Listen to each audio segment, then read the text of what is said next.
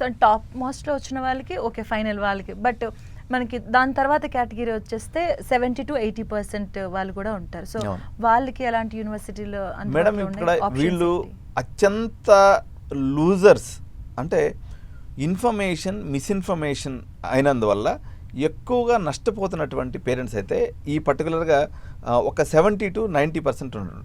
చాలామంది అనుకుంటారు మేడం, ఇక్కడ ఒక గంభీరమైనటువంటి విషయం ఏంటంటే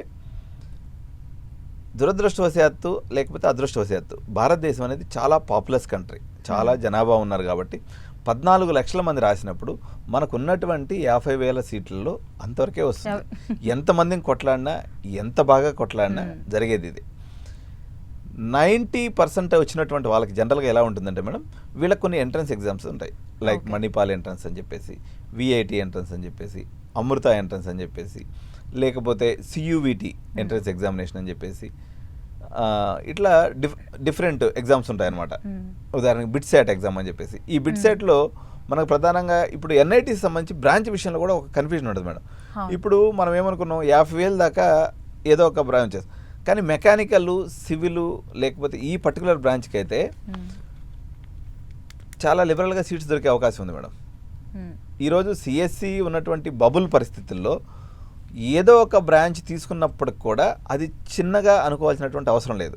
సో నిజంగా మీకు ఎన్ఐటీ మీద క్రేజ్ ఉన్నప్పుడు మీరు మెకానికల్ తీసుకొని ఒక ఫారిన్ లాంగ్వేజ్ని కానీ దానికి యాడ్ చేసుకున్నట్లయితే అది సిఎస్సి అంత ఈక్వల్ ప్లేస్మెంట్స్ని మనకు వచ్చేటువంటి అవకాశం ఉంది. ఇది అదర్ బ్రాంచెస్ సంబంధించి. ఈ 90% వచ్చిన వాళ్ళకి మనం చెప్తున్నాం కదా, ఇటువంటి ఎంట్రన్స్ ఎగ్జామ్స్ అని రాసుకుంటారు. 100% వీళ్ళందరూ కూడా సీట్లు వచ్చేస్తాయి మేడం. ఎందుకంటే ఈరోజు మార్కెట్లో ఉన్న పరిస్థితికి అనుగుణంగా ఇప్పుడు విట్ లాంటి సంస్థలు అయితే దగ్గర వాళ్ళు 40,000 పైనే సీట్లు వాళ్ళ దగ్గర ఉన్నాయి. ఇప్పుడు ఆంధ్రప్రదేశ్లో తీసుకున్నప్పుడు కేవలం విట్ వచ్చేసి దాదాపు 15,000 ఇంటేక్ చేసేసిండు. ఈవెన్ మెయిన్ బ్రాంచ్లో కూడా ఒక 10,000, రిమైనింగ్ బ్రాంచ్లో అంటే ఒక 25-30,000 సీట్లు వాళ్ళ దగ్గర కంఫర్టబుల్గా ఉన్నాయి. కాబట్టి మీకు 90% వచ్చిన వాళ్ళందరికీ ఈ సీట్లు అనేవి వచ్చేస్తాయి. వీళ్ళు కూడా పెద్ద ఇన్స్టిట్యూషన్స్లో హ్యాపీగా చేరిపోవచ్చు. సో తర్వాత ఈ కేటగిరీని వాళ్ళకి 80%, 85% అండ్ మోస్ట్ ఆఫ్ ద ఎక్కువ మంది దీంట్లోనే ఉంటారు. ఎందుకంటే యావరేజ్ పెర్ఫార్మింగ్ స్టూడెంట్స్ ఎవరైతే ఉంటారో వీళ్ళు మనకి ఎప్పుడు 50 to 80 మధ్యలో ఉన్నటువంటి పిల్లలు దాదాపు చాలా మంది ఉంటారు. చాలా సందిగ్ధంలో ఉంటారు, వద్దా, ఎక్కడ చూస్ చేసుకోవాలి ఏంటన్నది. పేరెంట్స్ కూడా అంతే ప్రెజర్లో ఉంటారు, స్టూడెంట్స్ కూడా అంతే ప్రెజర్లో ఉంటారు. ఇక్కడ ఒక తెలుగు రాష్ట్రాలకు సంబంధించి ఒక గంభీరమైనటువంటి విషయం వచ్చి, ఎవరైతే స్టేట్ సిలబస్లో చదివి ఈ ఇంటర్మీడియట్ పర్సంటేజ్ అనేది పేరెంట్స్ని డైలమాలో పడేస్తుంది మేడం. యాక్చువల్గా ఏమైపోతుందంటే ఇంటర్మీడియట్లో వాళ్ళకి 98, 97 వస్తుంది. సో దాంతో వీళ్ళు కొంతమంది యూజీడబ్ల్యూ అని చెప్పేసి ఒక ఎగ్జామ్ రాస్తారు. యూజీడబ్ల్యూ అంటే మనకి IIIT హైదరాబాద్ మేడం, మన గచ్చిబౌలి ఏదైతే ఉందో. సో మా పిల్లలకి ఇంటర్మీడియట్ బాగా వచ్చింది కదా, బై మిస్టేక్న జేఈ రాయలేకపోయారు, కాబట్టి దీంట్లో ఏమైనా రాణిస్తారేమన్నా ఆశతోటి రకరకాల ఎగ్జామ్స్ రాస్తూ ఉంటారు.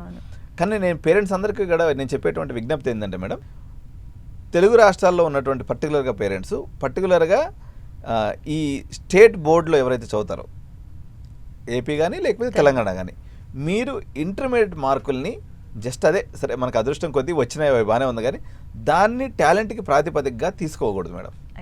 ఎందుకంటే జేఈ మీరు చూడండి, ఫస్ట్ ఎగ్జాము, రెండో ఎగ్జాము, ఇదే మనకు బెంచ్ మార్కు. సో కొంతమంది ఏమంటారంటే అది ఎగ్జామ్ ప్యాటర్న్ వేరు కదా సార్, మా వాళ్ళు దీంట్లో రాణించొచ్చేమో అంటారు. ఓవరాల్గా ఇది రన్నింగ్ రేస్ మేడం. ఈ 2 సార్లు ఫస్ట్ అంటే జనరల్గా ఎగ్జామ్ రాసేటప్పుడు ఎగ్జామ్ ప్రెషర్ వల్ల ఎప్పుడైనా ఒకసారి ఫెయిల్ అవ్వచ్చు. 2 ఎగ్జామ్స్లో ఒకే ప్యారల్గా ఒక 50% వచ్చింది అనుకుందాం. ఆ అబ్బాయి లెవెల్ వచ్చేసి 50% స్టూడెంట్ అని ఇంటర్నల్ మీనింగ్ మేడం అది.